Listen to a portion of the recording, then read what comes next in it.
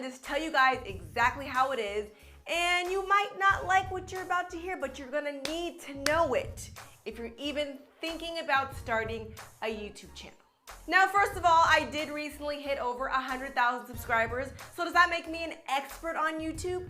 No, but I'm obviously doing something right. And those that have millions of followers might be too busy to make this video for you, so here we are. Now, I started my channel in 2013, which was 4 years ago, and in my first year of YouTube, I posted 4 videos.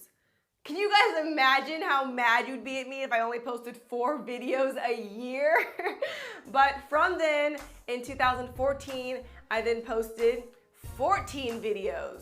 Still not a lot, but better than 4. And it wasn't until 2015 that I actually committed to my YouTube channel. I wanted to post every week, and I wanted to be able to get to a level where I could make YouTube my full-time job.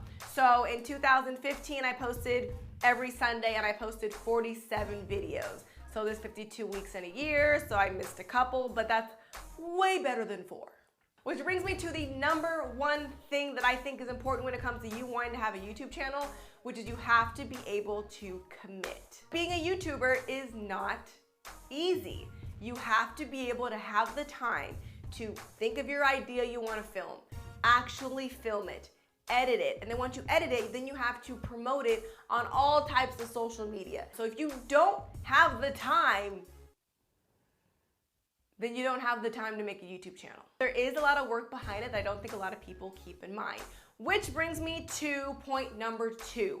I think that you should be independent. If you want to start a channel, but you don't know how to do anything, it's gonna be hard. I don't think you should be like, oh, I have a friend that could film my videos. Oh, I have a cousin that could edit it for me. And oh, I have a third friend that like is really good on social media, and then like my team together will create a YouTube channel. No, you're doing it wrong. That is the whole point of YouTube. YouTube was created so that creators could be independent and just do things on their own. They don't need a production crew, they don't need a network, they just need themselves, their personality, and their camera, and they can get it done by themselves. The reason why I think you need to be independent is because you need to be able to be on your own schedule. If you have someone that's filming and someone that's editing, now you're worried about their schedule. So you can be like, oh, I have a great idea, I want to shoot it now. You got your mojo going, but your camera guy is not available today. Or like, oh, I really want to post this video by tomorrow, but you can't because the editing girl is busy. You can't rely on other people's schedules because you're gonna have to be persistent and commit to posting your videos as much as possible, and now you can't because of other people's schedule. Which brings me to point number 3, which is you need to educate yourself. You have to learn how to use a camera. You're gonna have to learn about lighting. You're gonna have to learn about editing. So you're gonna have to learn either iMovie, which it comes stock on any type of Apple product, Mac, laptop, computer, or you also could buy Final Cut, Final Cut Pro, Final Cut 10. It is not cheap, but it's what actual like filmmakers use. So if you could master Final Cut, you're using the real deal. I personally skipped over iMovie and just committed to learning Final Cut. That way I don't have to waste my time learning one to then learn another. But if you don't have Final Cut, iMovie is still a great program to use. Now, besides the technical aspect, you also have to educate yourself in whatever you're gonna be talking about. I talk about curly hair, so I have learned so much about curls so that I then could tell you guys, my audience, about what I've learned. And you don't have to be a master right out the gate. I did not go to school in cosmetology or hairstylist, anything. But I am a girl that has tried a lot of different products and learned a thing or two over time. And I'm continuing to learn things. And as I learn new things, I tell you guys. But I do have to stay on my game and try new products and learn about the ingredients. And I have to educate myself so that I'm credible to my audience. So if you're talking about food, makeup, fitness, you actually have to learn about what you're talking about so people will actually care to watch your videos. And caring about the videos, it brings me to point number 4, which is you have to have passion. Now, when I started my channel, I literally started almost on accident, because I found these amazing curly hair products that worked for my hair. A lot of you guys don't believe me, but I actually struggled with my curly hair and always having frizz. So when I found something that I loved, I was so excited about it that I just wanted to tell every curly girl I've ever ran into about these products. So because I was so passionate about these products and how well they worked and how I wanted to share that with you, that's what I did. I literally shot in my mom's kitchen on a laptop using the front camera, no audio equipment, and I used the lighting from the sun that was just beaming through the kitchen. That's it. Did I have the best setup? Definitely not. But my information was important and it was something that I was passionate about. So that video today has over 500,000 views, and I literally shot in my kitchen, just being me, talking about something that I love. The next thing would be the equipment. Now, like I said, in my first video, I didn't have any equipment. I literally had my laptop camera, and that's it. So I don't want you to think that you need to spend hundreds, thousands of dollars on equipment to make your video. You don't. Will those things make your videos look better in the future? Yes, definitely, but they're not mandatory. The most important thing is you, your personality, and your topic, and as long as you can get that out in the universe, that's what people want to see. I started off with my laptop camera. Then I graduated and got a real camera. That would be my first investment, cheapest model, or one of the cheapest models that is great for video. The second thing I would recommend would be audio. Audio is so important. When I look at my old videos, I can't even watch them anymore because you hear like the echo from my bathroom, or you hear like the air condition going on. Having a good mic is going to make your videos sound so much better. You could either use an app on your phone, on your iPhone. You can buy a mic that sits onto your camera, or like right now I have a lavalier mic. So I have a mic on my body and then I have a receiver on my camera. So now my audio is automatically synced and you could hear me nice and clearly. The third thing I got was lighting. I started off with umbrella lights. You can get these on Amazon like I did. It's a 3-point lighting kit. So it's a light bulb with an umbrella, a light bulb with an umbrella, and then a backlight back here to like shine behind you. Those can be around $100. And it gives you a full lighting kit. So I do like that and recommend that. And then I eventually upgraded to a ring light. So right now I'm using a ring light, which is very popular in the beauty community.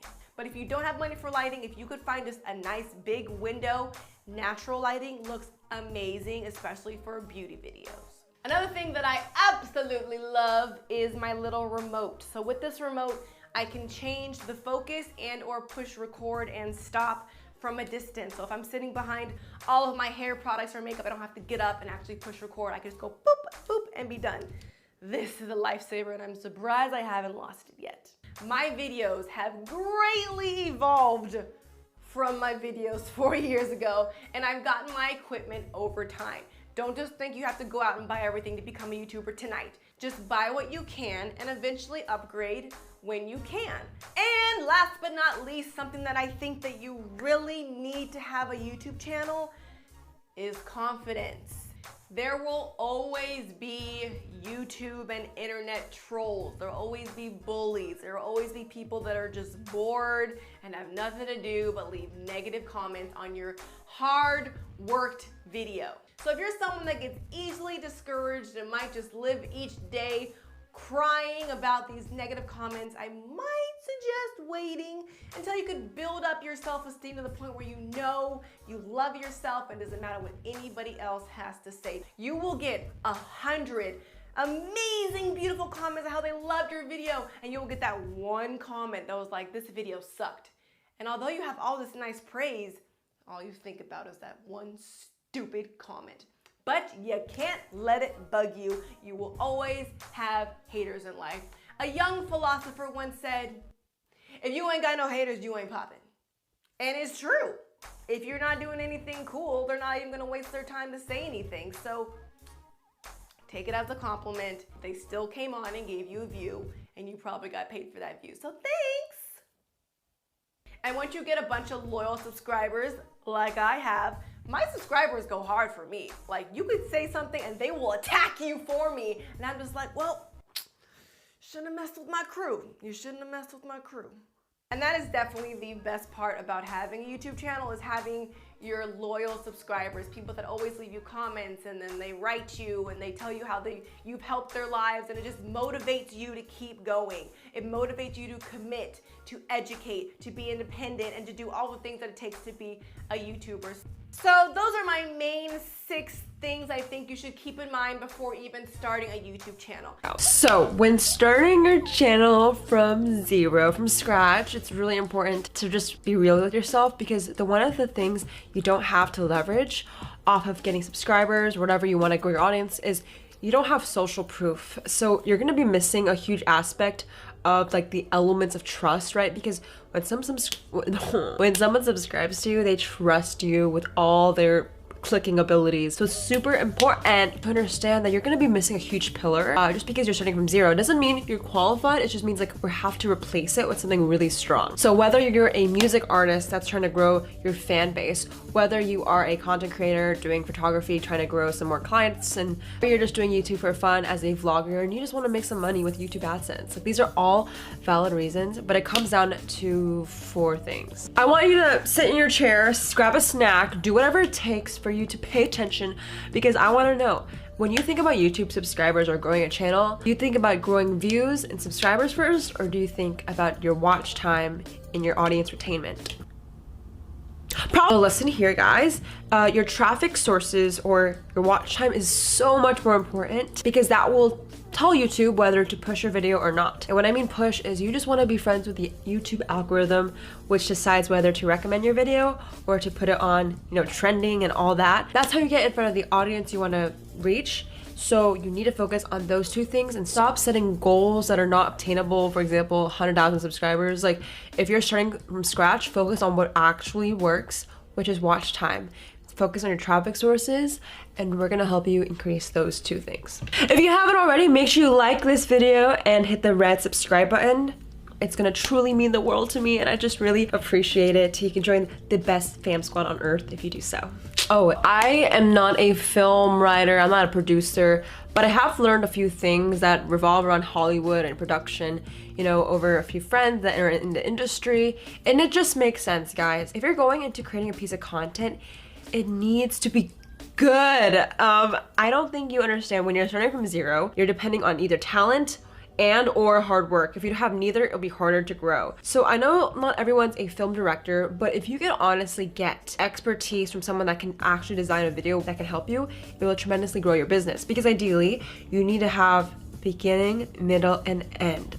But let me break it down, because your watch time will contribute to the fact that you're gonna be a recommended video, because that is my entire growth on this channel. A lot of people think, oh, Jade, you just got lucky. Like, no, it's my watch time, it's my audience retainment. And there's a few elements that I use and tricks that I use to make sure it's up and high, and I wanna share with you guys. The first tip is the hook.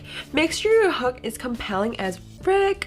Whether you have to do some clickbait to get them there, we're gonna talk about the meat of the video, like the video itself, okay? Because ideally the click gets you the view gets you the watch time will determine your subscriber count. Got it? At the end of this video, I'll link a playlist just about YouTube growth if you want to learn more about titles, thumbnails, all that jazz. But for content, you need a hook. Whether it's gonna be a 5-second teaser of a funny part that the video is about, whether it's a 30-second intro and how you can help them. Don't be full of fluffiness and be like, hey guys, welcome. Like, no, jump to what actually matters so you can increase your watch time as high as possible. I'm not a film producer. I'm not even Emma Stone. Like, I don't know anything about movies, but I do know that trailer really helps get the people engaged to watch the full movie. You need to stir emotion. So I know some of you guys are like, what the heck, Jade? I'm not a creator like that. Like, this is something you can do slightly embedded into your talking, whether you can talk with more emotion, whether you're doing a vlog and there can actually be a fake scenario you can make. Like, it's all about storytelling. You need to tell a story.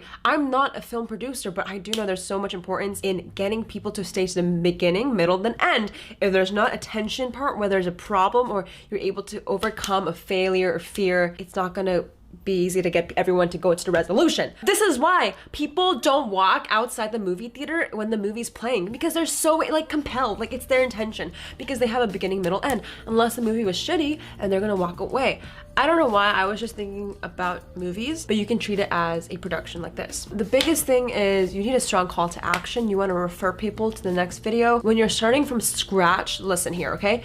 You can only rely on a few things. You and your work. So you have to put in daily videos. And I'm not saying daily like a, yay, like daily videos, like go, like no. It's not gonna be like you're gonna grow because you're doing daily videos. What's gonna happen is I recommend as many pieces of content as possible, because to grow a YouTube channel is not like you post a video every day and it's gonna grow really great. Like that's BS. I mean, that can happen if you're like timings there, lucky, like good for you. But a lot of people aren't as lucky, or maybe they're not, you know, used to everything. What daily videos is gonna do is ensure you that at least one project in the entire year will stick through, aka go viral, aka hit the recommended page. Because if you only do once a week, I always say this to my coaching call students, I teach a lot of people how to grow on social media one-on-one, and they're like, Jade, I'm doing once a week videos. And if you do the math, which I dropped out of school, so I can't even do math, but like that's like 48 times in the year. So you only have 48 chances to have a video stick through.